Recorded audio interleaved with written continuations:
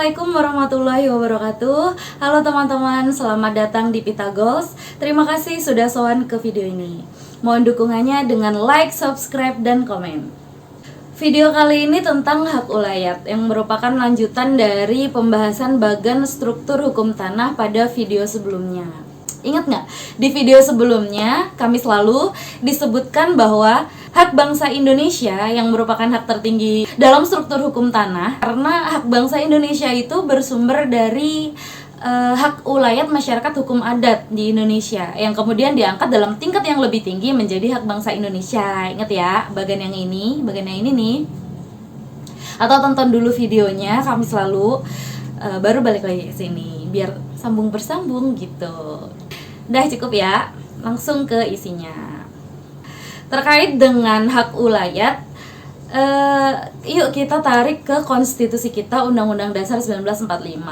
Pada pasal 18B ayat 2 menentukan bahwa negara mengakui dan menghormati kesatuan-kesatuan masyarakat hukum adat beserta hak-hak tradisionalnya sepanjang masih hidup dan sesuai dengan perkembangan masyarakat dan prinsip negara Republik Indonesia yang diatur dalam undang-undang.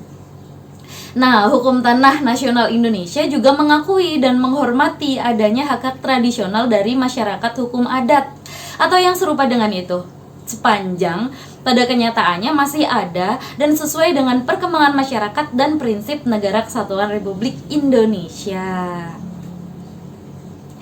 Dan memang pada kenyataannya sampai saat ini itu terdapat tanah ulayat kesatuan masyarakat hukum adat yang mana pengurusannya, penguasaannya, dan penggunaannya didasarkan pada ketentuan hukum adat setempat dan diakui oleh warga masyarakat hukum adat yang bersangkutan gitu teman-teman.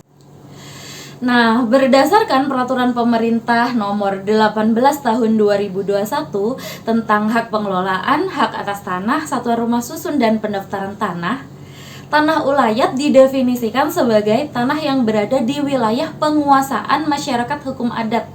Masyarakat hukum adat ya yang menguasai, yang menurut kenyataannya masih ada dan tidak dilekati sesuatu hak atas tanah. Nah, masyarakat hukum adat itu apa? Yang dimaksud dengan masyarakat hukum adat adalah masyarakat hukum adat yang menguasai tanah ulayat yang telah diakui dan ditetapkan keberadaannya sesuai dengan peraturan perundang-undangan yang memuat kelembagaan dalam perangkat penguasa adatnya, wilayah hukum adat, peranata, atau perangkat hukum yang masih ditaati.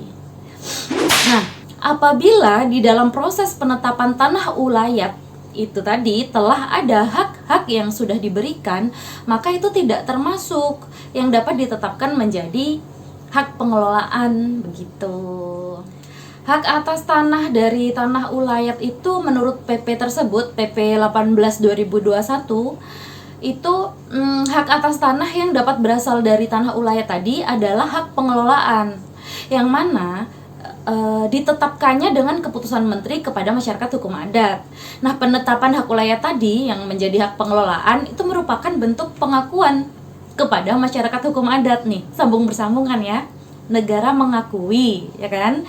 Ditetapkannya oleh peraturan perundang-undangan kan, ditetapkan melalui keputusan menteri kepada masyarakat hukum adat gitu ya. Bentuknya hak pengelolaan.